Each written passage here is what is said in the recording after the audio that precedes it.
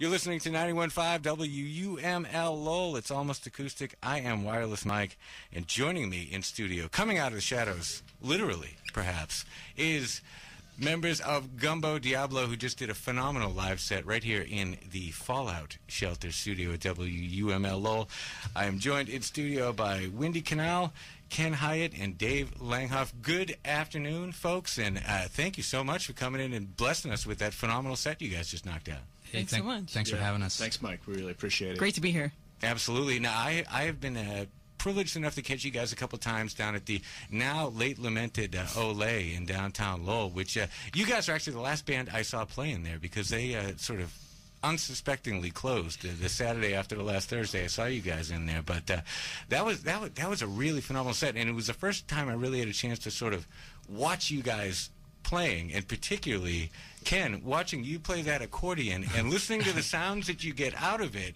I was kind of amazed. I couldn't see the effects or anything like that, but I did hear Wendy say you hook up a lot of effects and things like that to the accordion. When did you start doing that, and sort of what was the inspiration for that? I think I started doing it for this album when we started recording back in the spring of last year, spring of like 2011. Just wanted to experiment a little bit, and found that I really liked some sounds, and I thought they kind of fit with the tunes that we were doing. So absolutely. Now I got to ask you, just mechanically, how do you hook it up? Do you have an amp on the accordion that you run through an effects processor? Or? There are microphones built into the accordion on both the right and left sides, and typically I just plug the accordion directly into our PA system.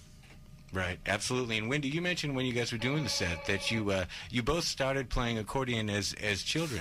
Now, did you ever think when you first went in for those lessons that you were going to continue on as you have? No. My father played accordion, and kind of grew from there. I think he played in bands as a teenager and stuff.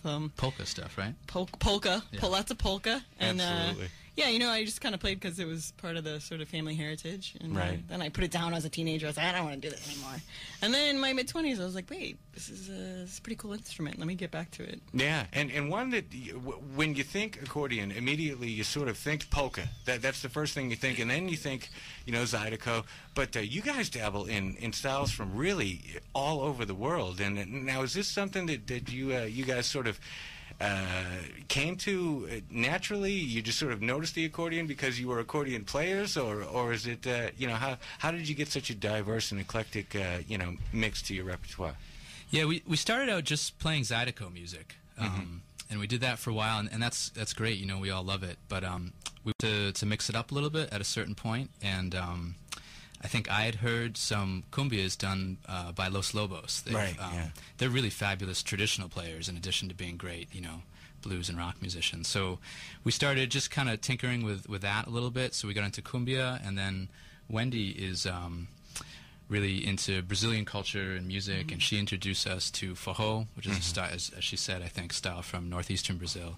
And it just sort of seemed like these things all fit together, in some kind of way. And I think that's what we're trying to do. We're trying to show that there are commonalities here, and these styles fit together. Absolutely, and that's, of course, the inspiration for the name Gumbo Diablo, kind of a mix, a stew of all these different styles and influences that you guys put together. And a little devilish. Yeah, and a little devilish at the same time, and raising the heat as you guys do it. But Wendy, I got to ask you, as a singer and a powerhouse vocalist, to say the least, singing all these different styles, it's got to be kind of challenging, because the different types of songs you guys do have different sort of vocal requirements. Is that a difficult thing to do when you guys are playing, night after night? And I think it keeps it interesting, because right. I think I would get bored if I was just doing the same thing over and over and over again. And I have to, challenge my voice in different ways, and, right. and remember songs in different languages. Right. I got to ask you. You sing in all these different languages. Are you fluent in the languages, or do you? I'm not fluent, but I can hold a conversation. I can get around Brazil. Right. Find some food, find the bathroom, all that Yeah. good stuff. I did capoeira for a long time. We sang all of the songs in Portuguese there, so that's kind of how I learned. And everybody would speak Portuguese, and I would play. It's also why I like to play hand percussion while I'm singing as right. well, because I would play the hand percussion there, and then we do the call and response thing. So that affected me a lot. Absolutely. And I grew up in South Florida, which was just a total mixture of all kinds of different rhythms and languages. So absolutely. So you sort of had an ear that was ready for a diverse, palette of sounds. Yeah, and there's such a music to languages. Absolutely, yeah. So it's great. I love it. It just keeps it interesting. Yeah, keeps me on my toes. Yeah, we're always trying to mix it up and never be the same. I mean, we'll do reggae, we'll do anything that I think will work, because we're all about the feel and have fun, and it's like anything we can make into accordion kind of driven-esque. I mean, we even did a gig once where we took on some Russian songs, and, really? And that was kind of really pushing it really far. Yeah, we probably won't do that again. It could be great for the stage show, though. You worked the Cossack dance. And the it's like we really felt bad for Wendy, because she actually had to learn and sing in Russian, which is nothing like Spanish or Portuguese. And absolutely. So we're probably gonna keep it more of an island theme and not go over to Eastern Europe, maybe. But I mean, it's funny because like when we pull out the accordions and we go to places and people are like, oh, what's going on? And because everyone thinks, oh my God, not a polka band, Right. And it's funny because we'll play places where they've never heard of us, and we'll do our shtick. We'll do our Zydeco, we'll do our Latin, we'll do our reggae, and then we'll do like Stevie Wonder, or then we'll do Bob Marley, and by the end of the night, all different demographic types of people get it, whether it's 50, 40-year-olds, 60-year-olds, 20-year-olds, 3-year-olds. And I think it's just been a great ride so far, and the album is doing great, and to have the opportunity today to play live in the studio is just huge for us. No, it's my pleasure to have you guys in. As I said, you count me as a fan, and I love the CD. But I got to ask you, why the silverfish? Why the silverfish on the cover of the CD? Probably one of the most horrifying insects when you actually encounter one. But it's a beautiful CD cover. But what is the inspiration there? Ken wrote a song called Silverfish, and I think it kind of represents the accordion. I just came up with this in my head. Yeah. You look at it and you go, what is that? Is that the reaction you were just talking about when yeah, they see exactly. the accordion? People are like, ooh, I don't know. We talk about imagery and how we want to market ourselves, and I think we kind of already done it. And kinda it's perfect, quirky because people are like, what is that? Is that a shrimp?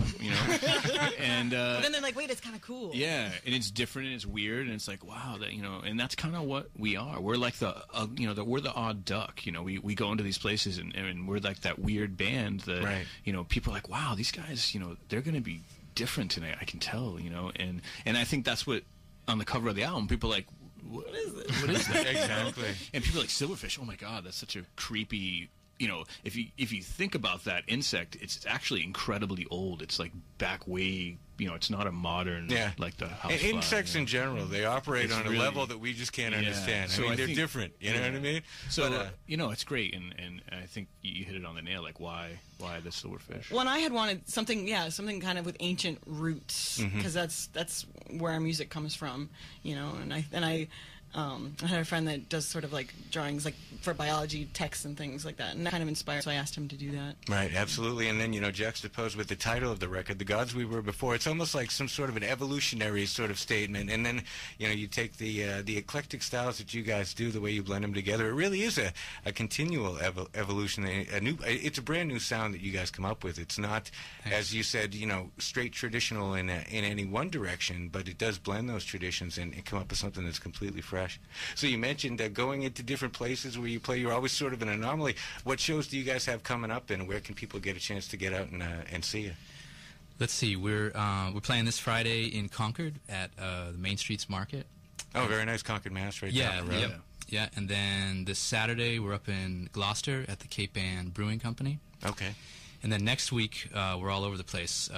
Friday of that week we're in Brattleboro at the Metropolis Wine Bar, and then the Saturday after that we're in Worcester at Nick's. Very, very nice. So spreading it, getting out there, taking it to the people. Yeah, I mean, we're really into trying to bring it to the masses, and so far it's just been unbelievable, response. At like almost every place we play, we win them over, and then they want us back. Well, and they'll never forget you. I mean, they're not going to mistake you for the other band with the two accordions, right? And that's kind of what and the bug T-shirts. Yeah, I mean, that's been our mantra. Is just try to like make an impression and let people being like, oh my God, wow, I never knew, accordion could be so fun. Right. There was this really funny moment a few weeks ago. We were playing a show And I don't know how we came up, but we had refrigerator magnets with the album cover on them, and we were just giving stuff away to the audience, and the crowd was into it, and we gave away a refrigerator magnet with the silverfish on it, and the woman came running up excited to win something, and she looked at it and she said, "Oh, this is disgusting, it's going right on my refrigerator." Absolutely. And it was sort of like, I'm not sure what we're doing, but it's really fun. Yeah, absolutely. It's all about making those connections, right? Exactly. And Gumbo Diablo, the new record is called The Gods We Were Before. Check them out. It's gumbodiablo.com is the name of the website, right? And they can get all the info on there. Wendy Kinal, Ken Hiatt, and Dave Langhoff in studio with me, and Mike Crutcher, of course, on guitar, and Keith Lewis was in studio with the bass. Thank you so much, guys, for coming in. It was listening to you, and best of luck. Thanks, Mike. Thanks everybody listening. Thank you.